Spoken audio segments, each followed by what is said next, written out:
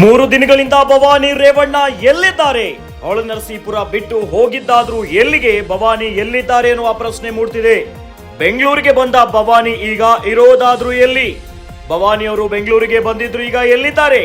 Guarantee news ನಲ್ಲಿ ಭವಾನಿಗೆ ಸಂಬಂಧಿಸಿದ big news ಇದು.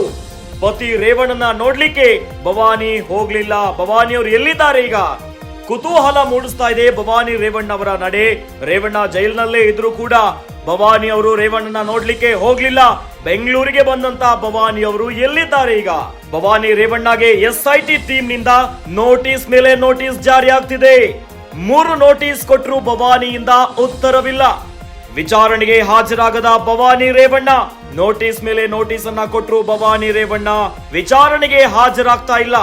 ಅರೆಸ್ಟ್ ಆಗುವ ಭಯದಲ್ಲಿ ಎಸ್ಕೇಪ್ ಆದ್ರ ಭವಾನಿ. ಕಿಡ್ನಾಪ್ ಕೇಸಲ್ಲಿ ಭವಾನಿ ರೇವಣ್ಣಗೆ SIT ನೋಟಿಸ್ ಅನ್ನ ಕೊಟ್ಟಿದೆ. ಮಹಿಳೆ ಕಿಡ್ನಾಪ್ ನಲ್ಲಿ ಭವಾನಿ ಪಾತ್ರದ ಬಗ್ಗೆ ಮಾಹಿತಿ ಬಂದಿದೆ. SITಗೆ ಭವಾನಿ ಪಾತ್ರದ ಬಗ್ಗೆ ಮಾಹಿತಿ ನೀಡಿದವರು ಆಪ್ತರು. ಭವಾನಿ ಅವರ ಸಂಬಂಧಿಕರೇ SIT ಅಧಿಕಾರಿಗಳಿಗೆ ಸ್ಫೋಟಕ ಮಾಹಿತಿಯನ್ನ ನೀಡಿದ್ದಾರೆ. ಭವಾನಿ ರೇವಣ್ಣ ಯಾವುದೇ ಕ್ಷಣದಲ್ಲೂ ಅರೆಸ್ಟ್ ಆಗುವ ಸಾಧ್ಯತೆ ಇದೆ. ಅರೆಸ್ಟ್ ಆಗುವ ಭಯದಲ್ಲಿ ಯಾರ ಸಂಪರ್ಕಕ್ಕೂ ಸಿಗದೆ ಪರಾರಿಯಾದ್ರ ಭವಾನಿ ರೇವಣ್ಣ. SIT ಅಧಿಕಾರಿಗಳು ನೋಟಿಸ್ ಮೇಲೆ ನೋಟಿಸ್ ಅನ್ನ ಕೊಟ್ಟರು ಕೂಡ ಒಂದೇ ಒಂದು ಉತ್ತರವನ್ನ ಕೊಡ್ತಾ ಇಲ್ಲ ಭವಾನಿ ರೇವಣ್ಣ. ಇನ್ನು ಬೆಂಗಳೂರಿಗೆ ಬಂದಂತ ಭವಾನಿ ರೇವಣ್ಣ ಎಲ್ಲಿದ್ದಾರೆ? ಎಲ್ಲೂ ಕೂಡ ಕಾಣಿಸ್ತಾ ಇಲ್ಲ. SIT ಅಧಿಕಾರಿಗಳಿಗೆ ನೋಟಿಸ್ ಗಳಿಗೆ ಉತ್ತರ ಕೂಡ ಕೊಡ್ತಾ ಇಲ್ಲ. ಹಾಗಾದ್ರೆ ಭವಾನಿ ರೇವಣ್ಣ ಎಲ್ಲಿದ್ದಾರೆ?